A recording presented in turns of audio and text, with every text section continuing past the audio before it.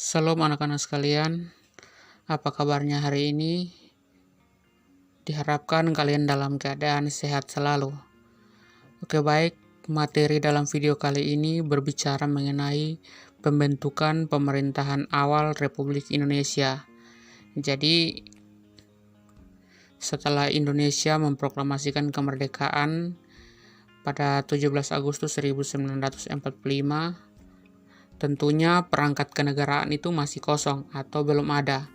Maka PPKI atau Panitia Persiapan Kemerdekaan Indonesia itu melaksanakan tugasnya untuk bagaimana melengkapi perangkat kenegaraan yang belum ada tersebut.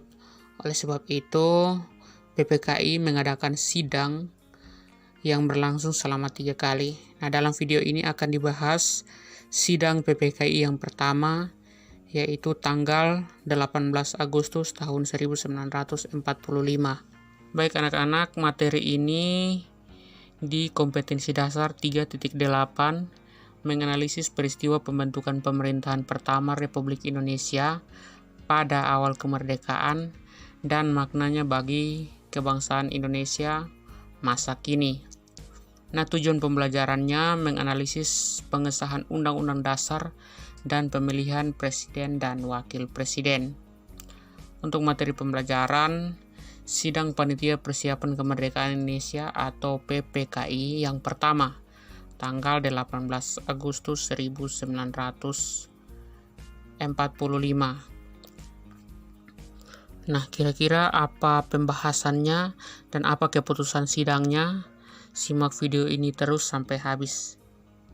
Baik anak-anak sekalian, sebelum berbicara lebih lanjut mengenai sidang PPKI yang pertama, kita lihat dulu kilas balik sedikit penjelasannya tentang PPKI. Yang pertama, PPKI atau Panitia Persiapan Kemerdekaan Indonesia itu dibentuk pada tanggal 7 Agustus 1945. Jadi, PPKI ini merupakan pengganti dari BPUPKI. Nah, yang kedua, PPKI itu diketuai oleh Insinyur Soekarno.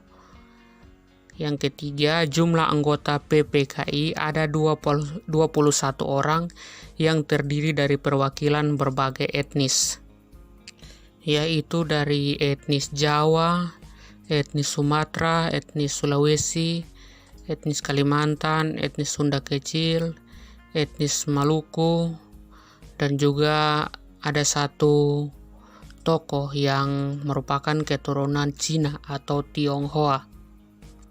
Oke, yang berikut adalah tugas PPKI. Tugas yang pertama itu adalah mempersiapkan segala hal yang berkaitan dengan kemerdekaan Indonesia.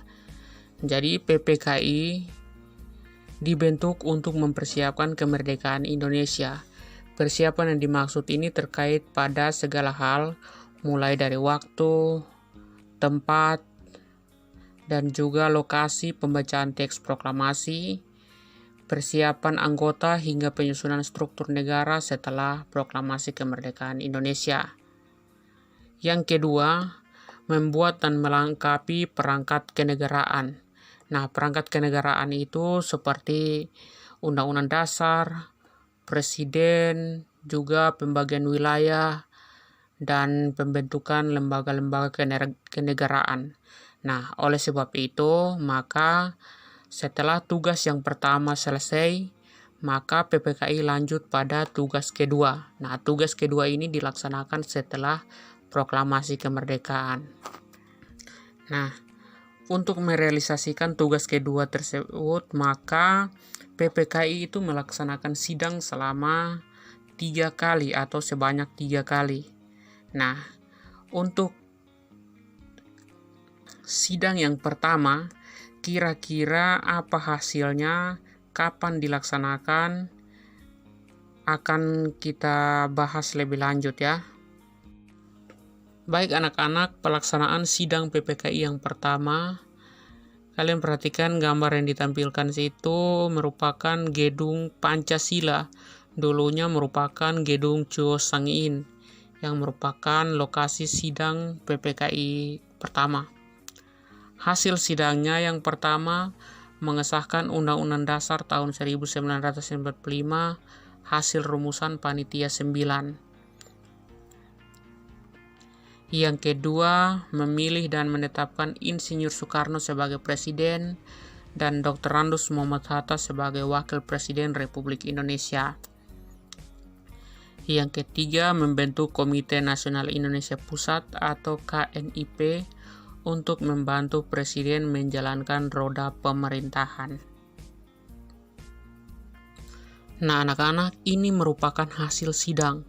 Tetapi sebelum sidang atau hasil ini diputuskan, terlebih dahulu terdapat diskusi atau musyawarah baru mendapatkan hasil ini. Nah, kira-kira proses sampai keputusan ini dibuat seperti apa? Kita lanjut. Baik anak-anak, perubahan-perubahan dalam Undang-Undang Dasar 1945. Jadi hasil rumusan dari Panitia 9 yang menghasilkan Piagam Jakarta sebelum disahkan menjadi Undang-Undang Dasar, terlebih dahulu dikoreksi atau dirubah beberapa hal, yaitu yang pertama itu pasal 29 ayat 1 yang berbunyi kewajiban menjalankan syariat Islam bagi para pemeluk-pemeluknya. Nah, dirubah menjadi ketuhanan yang Maha Esa. Jadi ini adalah aspirasi dari tokoh Indonesia Timur, yaitu Yohanes Latu Harhari, bahwa ia keberatan dengan mencantumkan kata syariat Islam tersebut karena